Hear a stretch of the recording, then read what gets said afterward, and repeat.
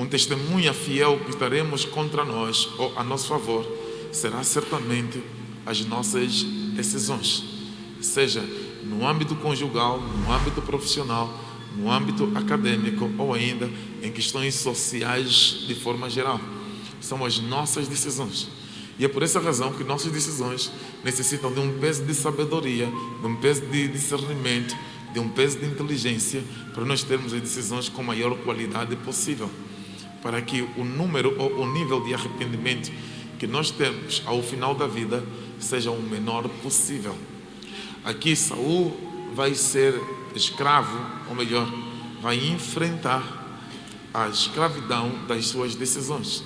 A Bíblia diz que como Samuel não chegou naquele tempo que ele queria que chegasse, ele começa ele mesmo sacrificando. Só que ele não foi chamado para fazer sacrifício, ele foi chamado para dirigir o povo. Competia a ele crer e ter esperança, apesar de todos os tempos, ou apesar de todas as expectativas deles, ou esperanças humanas se terem consumido. Ele tem um grande exemplo, Abraão. A Bíblia Sagrada, por exemplo, diz, Paulo é que fala isso em Romanos, que Abraão creu contra a esperança. O que quer dizer que já não havia esperanças humanamente falando, mas ele continuou crendo, porque ele não estava a crer nos índices ou nas bases de crenças humanas ou na humanidade. Ele estava a crer em Deus. E ele creu, e a Bíblia diz que isso foi-lhe imputado por justiça. Na verdade, quando nós estamos a passar por algum sufoco, só precisamos olhar o histórico. Tem gente que já passou pelas mesmas situações e não precisa de ser a nossa volta. Mesmo nas Sagradas Escrituras nós encontramos quem já enfrentou situações semelhantes. Pessoas que enfrentaram pressões, pessoas que enfrentaram crises, pessoas que enfrentaram apertos, pessoas que enfrentaram expectativas que lhe foram frustradas. E as habilidades delas em consonância, em agregação, a graça de Deus sobre as suas vidas, ou a crença em Deus, os ajudou a sair do buraco, do aperto. Saul não. Saul sacrificará. A Bíblia diz que aparece Samuel no dia que ele fez o sacrifício. E as palavras de Samuel foram essas: agora o teu reino não subsistirá. E é melhor esquecer, porque Deus já buscou alguém que vai de encontro ao seu coração. Ele está no 2º ano do seu governo. Saul reinará 40 anos. No 2º ano, ele já está reprovado. E por que Saul vai reinar 40 anos? Há um aspecto do caráter de Deus que precisamos compreender: a imutabilidade do ser de Deus. Deus não muda. O Senhor é o mesmo ontem e será eternamente. A imutabilidade de Deus não está somente ligada à sua essência. A imutabilidade de Deus também está ligada às suas promessas, à sua palavra. Isaías, por exemplo, diz acerca da imutabilidade da palavra de Deus, que a palavra de Deus não volta para ele vazia, antes ele cumpre aquilo que lhe apraz. Outro que faz menção da imutabilidade da palavra de Deus é Jeremias. No capítulo 1, versículos 12, ele diz que eu velo para cumprir a minha palavra. Não somente Jeremias que fala sobre a imutabilidade da sua palavra, também o próprio Salmo 138 fala da imutabilidade de Deus, que ele exaltou a sua palavra acima de todo o seu trono. No Antigo Testamento também fala da imutabilidade da ação de Deus e da palavra de Deus, em Números capítulo 23, versículo 19. Deus não é homem para que minta, nem filho do homem para que se arrependa. Diria Deus e não faria, faria Deus e não velaria. Aí está o caráter da imutabilidade da palavra de Deus. A Bíblia diz lá em Romanos que Deus dá dons sem arrependimento. Ele não recua, ele não retrocede, porque ele conhece o fim desde o início. Então, por que Saul vai ficar mais 38 anos, sendo que no 2º ano foi reprovado? É a palavra dele. Deus o estabeleceu para 40 anos. A Bíblia diz que Deus preparou esse homem, que ele separou, que ele guardou segundo o seu coração. Quando esta palavra foi direcionada a Saul, preste bem atenção, Davi ainda não havia nascido, mas Deus estava dizendo já que eu já encontrei, eu já guardei, eu já preparei um homem que está encaixado no meu coração. Eu já provi, eu já sei de onde vai nascer, qual é a casa que vai nascer. Quando ele chegar, eu vou posicioná-lo. Nada é novidade para Deus. Ele conhece, ele sabe. Este homem que vai ser levantado, ele vai vir com uma força altíssima, ou seja, ele carrega os dons de governo, ele tem uma habilidade natural de tratar as coisas, ele vai ser testado em coisas simples. Para Davi é simplesmente uma experiência do campo, para Deus é um teste, um preparo para Davi. Para Davi é simplesmente animais que se levantaram contra as suas ovelhas e ele precisa de proteger. Mas para Deus, aí estava um traço do caráter de Davi, da personalidade de Davi, importante para a gestão do seu país ou do seu povo. Deus começa a olhar mais adiante, vendo ele se dispondo diante de um exército e colocando-se na frente daquela batalha. Ele se dispõe dizendo que eu posso encarar, posso enfrentar, posso combater esse incircunciso. Ademais, quem é esse incircunciso? Para enfrentar o exército de Deus vivo. Ora, Davi tem essas condições. Ele é um governante com uma visão estratégica. E por que nós falamos de sua visão estratégica? Porque você perceberá que a primeira coisa que Davi vai fazer quando toma a autoridade, o poder, é a unificação das tribos. A visão de Davi é: se eu tomar a liderança desse país e se eu quiser o desenvolvimento socioeconômico dele, eu precisarei unificar as tribos. Aí tem questões do fórum da étnica, da etnias, tem questões do fórum culturais. Essa divisão estava a ser uma grande ameaça à destruição da integridade territorial da nação. E por essa razão, a visão estratégica de Davi é unir todas as tribos. A unificação das tribos vai trazer a estabilidade político-social que Davi tanto procura. Israel estava dividido em várias tribos que frequentemente se envolviam em conflitos. Ora, a tribo de Dan, que se levantava contra Naftali. Ora, a tribo de Benjamim, que se levantava contra a tribo de Judá. Davi vai trazer a unificação dessas tribos, fazendo que, não somente elas tenham uma ligação entre elas, mas também haja trocas entre essas tribos, o que quer dizer que a tribo de Benjamim poderá comprar na tribo de Judá e a de Naftali poderá comprar em outra tribo. Ele trouxe a visão de um único país. Davi também vai trazer um fortalecimento de toda a estrutura militar. Ele traz a coesão militar. Na altura de Davi há vários exércitos. Os exércitos de Davi eram um dele. Davi era um líder de uma organização paramilitar que fazia intervenções quando contratadas em alguns países circunvizinhos. E esta mesma organização paramilitar estava dentro do país, resolvendo alguns problemas pontuais em alguns lugares melhor, onde havia crise. Havia também outros mercenários que tinham os seus grupos aonde faziam os seus desmandos.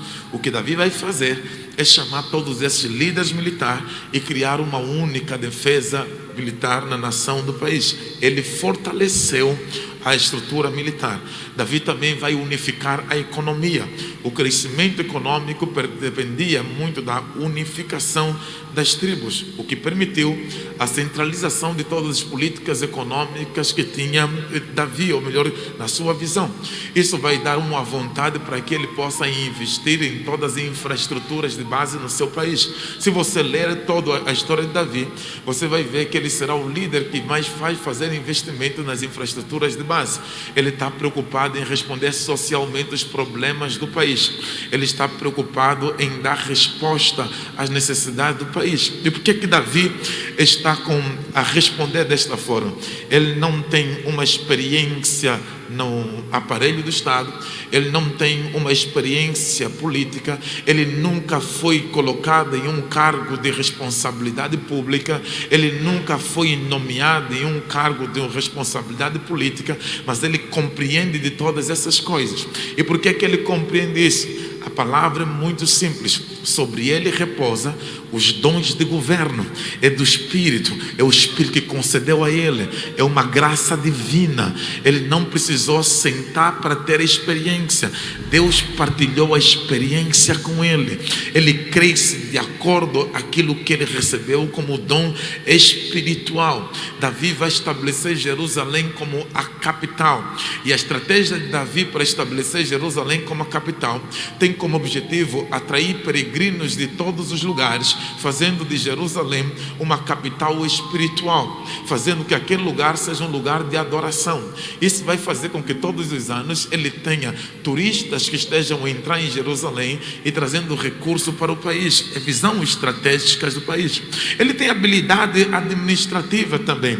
Ele organizou completamente toda a estrutura judicial do país. Ele organizou completamente toda a estrutura militar do país. Ele fez o planeamento do templo, embora não vai ser ele que iria construir, mas ele planeou o templo, ele fez a planta do templo, ele deixou recursos para o templo. Davi é alguém que se antecipa ao seu tempo. Dito de uma outra forma, ele tem habilidades de alguém que nasceu para prevalecer, para permanecer.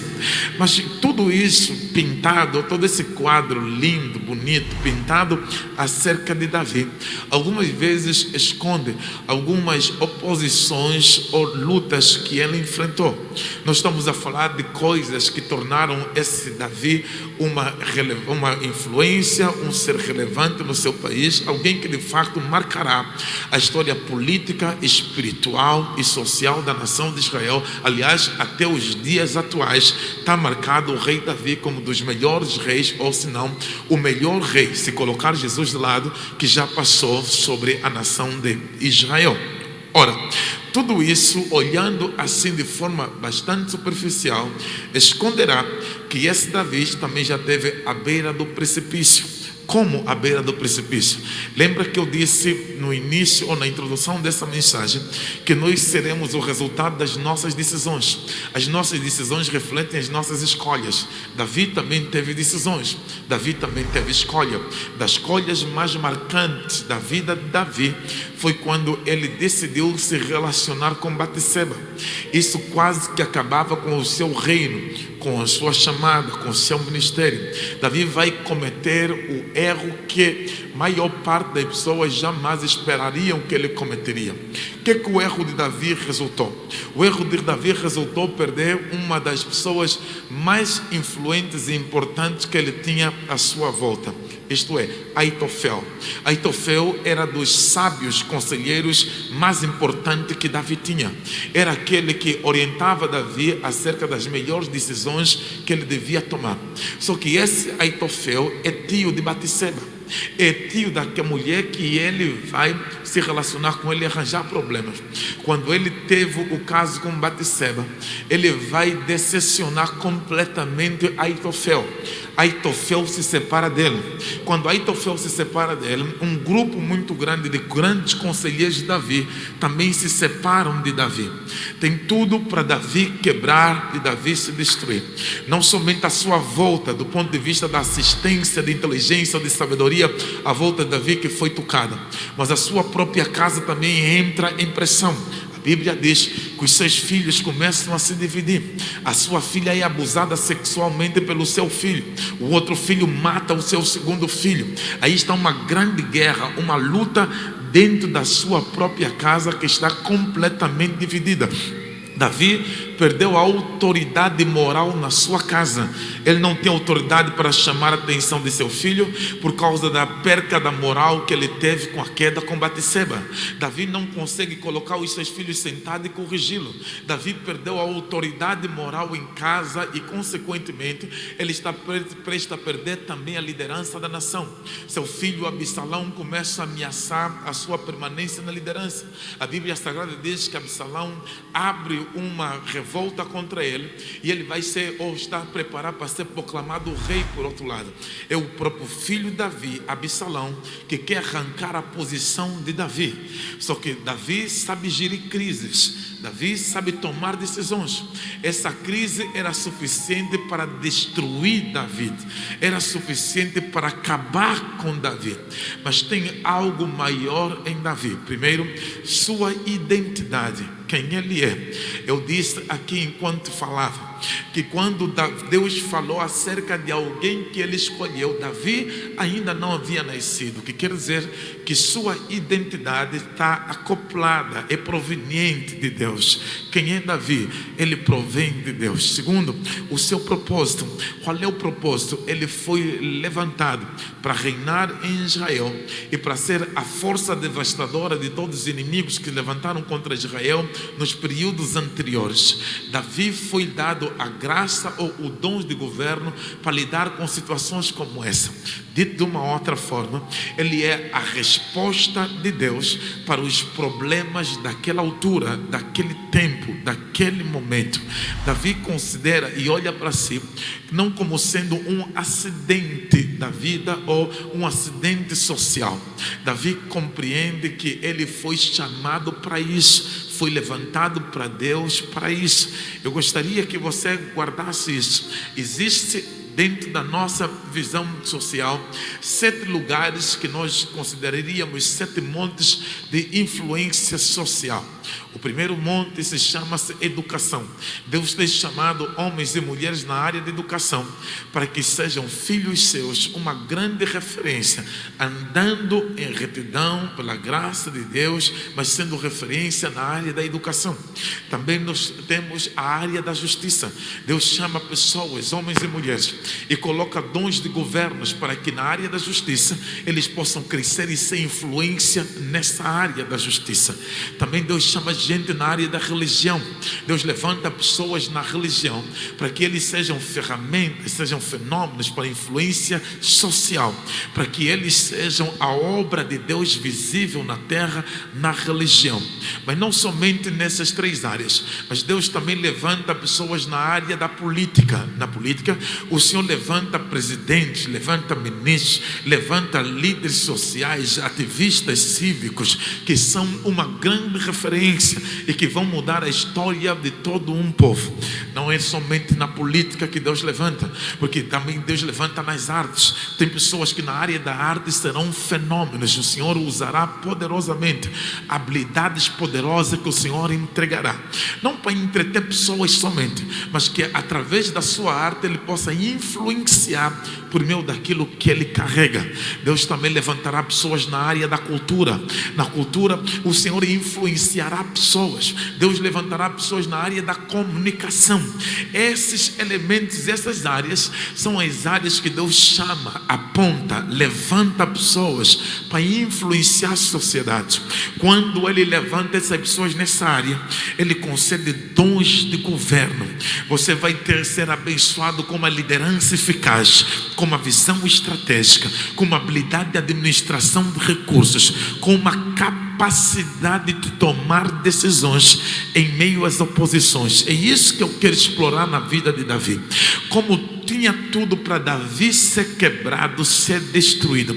Os inimigos de Davi diriam: Davi adulterou, acabou a vida de Davi. É o funeral de Davi.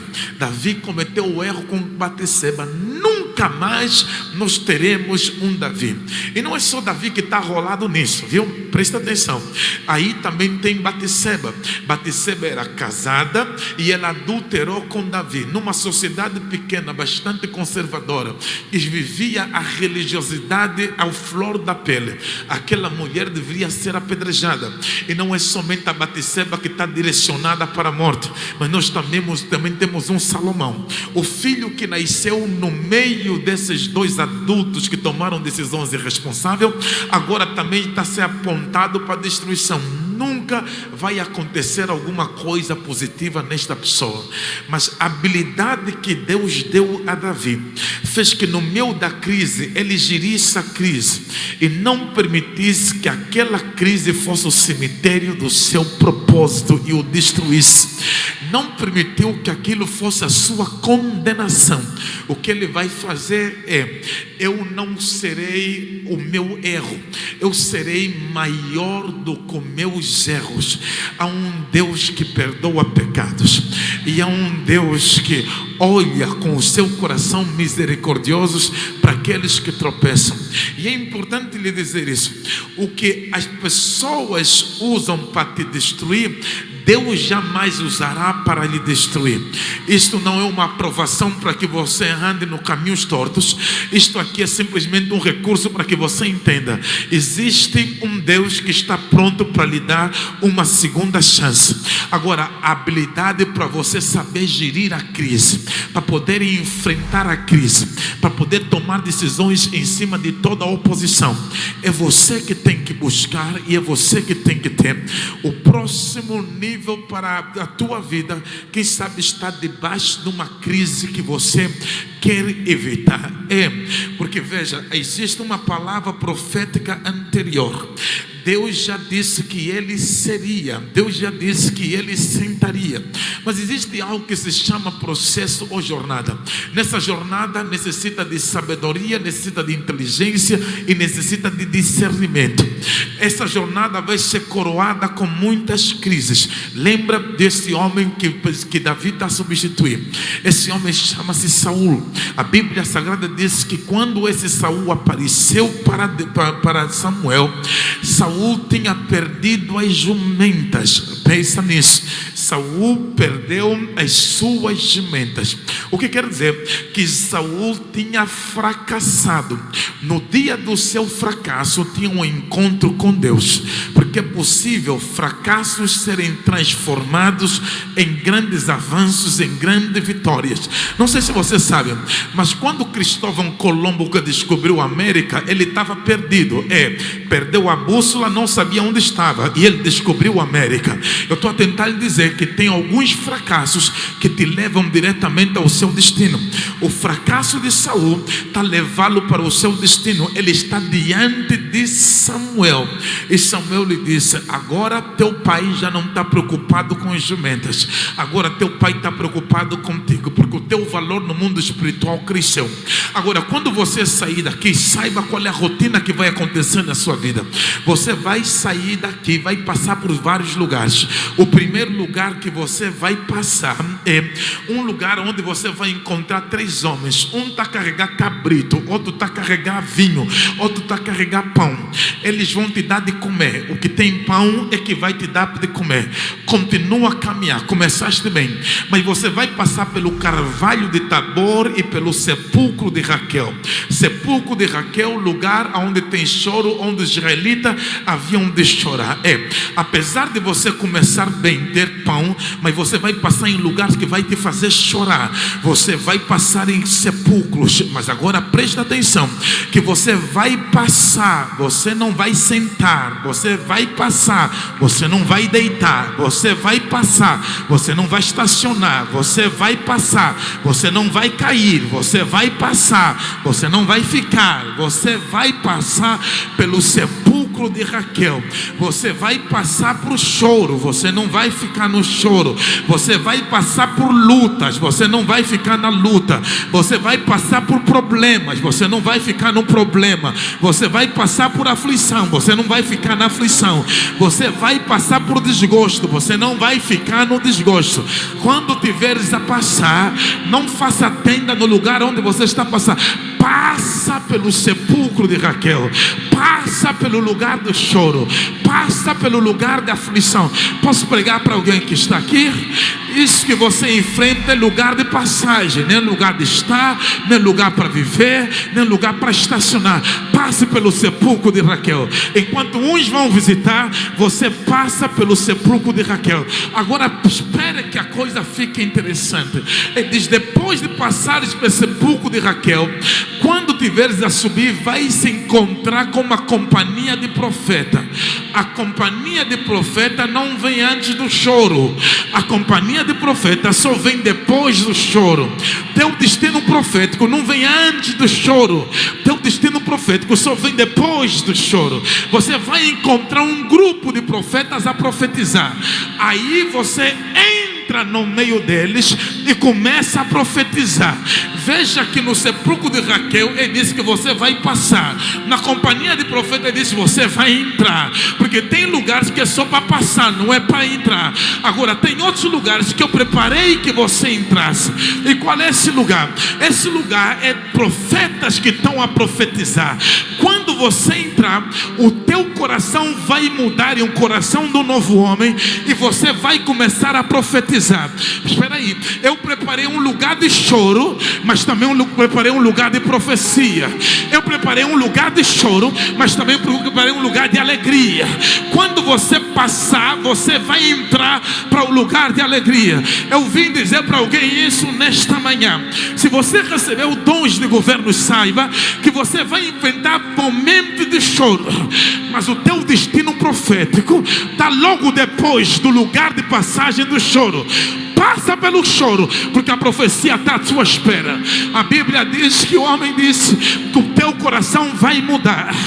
Quando o teu coração mudar, presta atenção, o que achar para fazer a tua mão direita, faça, porque Deus é contigo. Eu pensei que Deus já era com ele, só por ele se encontrar com Samuel.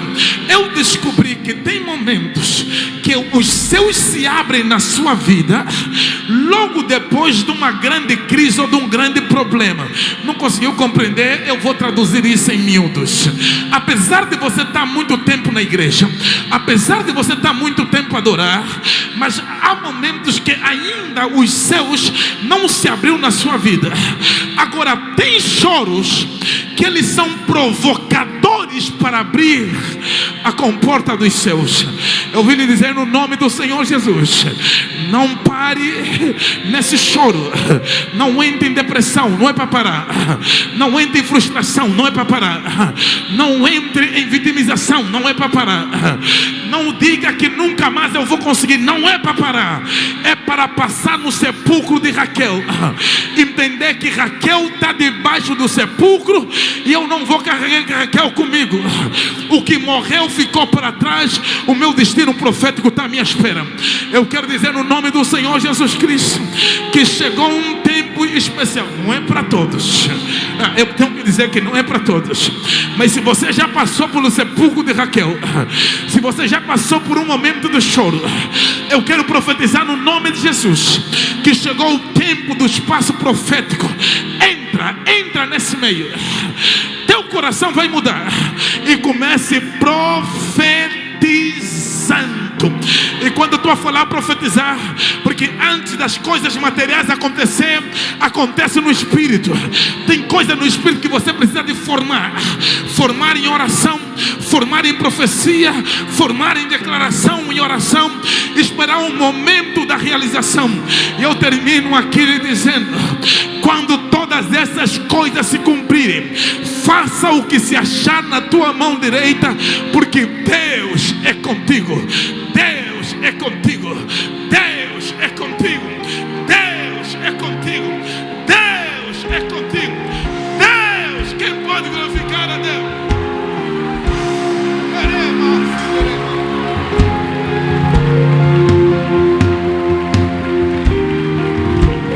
Eu termino aqui. O que fez Davi está marcado até hoje como grande rei? Não é porque ele não teve uma situação que o fizesse recuar.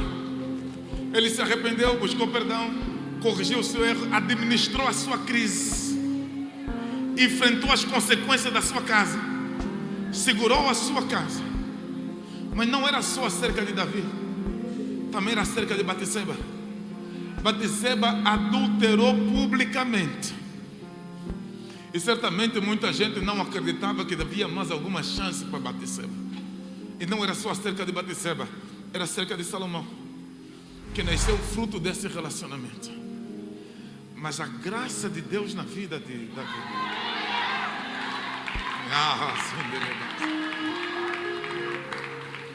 Dons de governo, a administração da crise.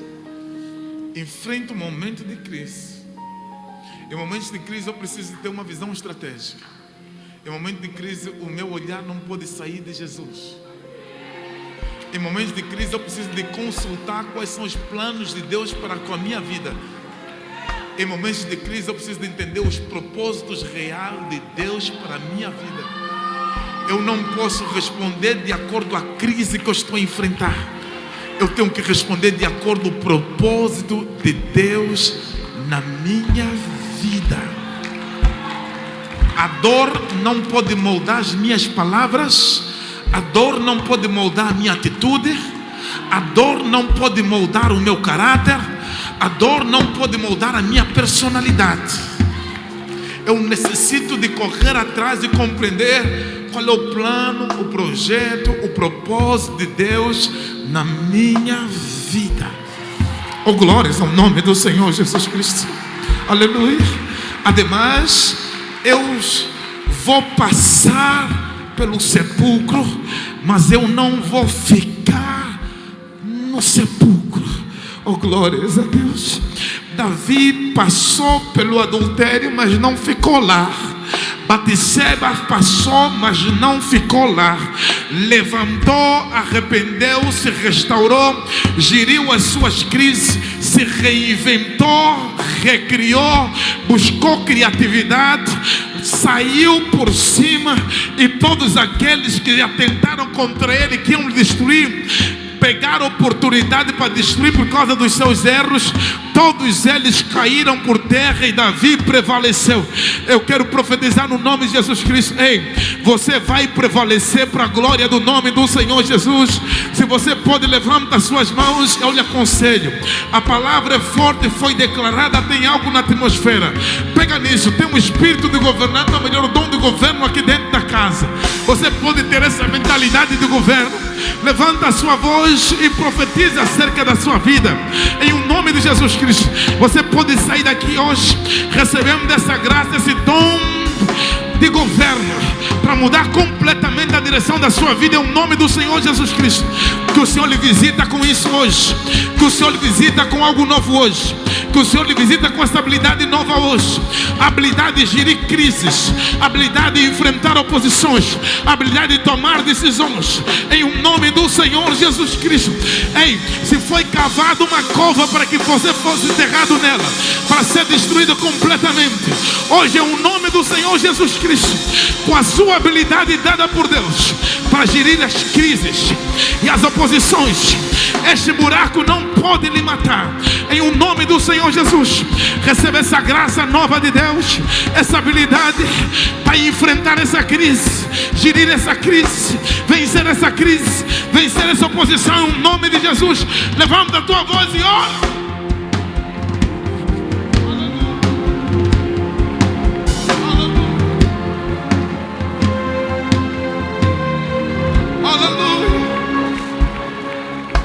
Levanta as suas mãos e diga: Senhor Jesus, conceda-me esta habilidade. Conceda-me o dom de governo. Conceda-me a mente de governante e o coração para servir. Amém. Celebra o Senhor com uma salva de palmas.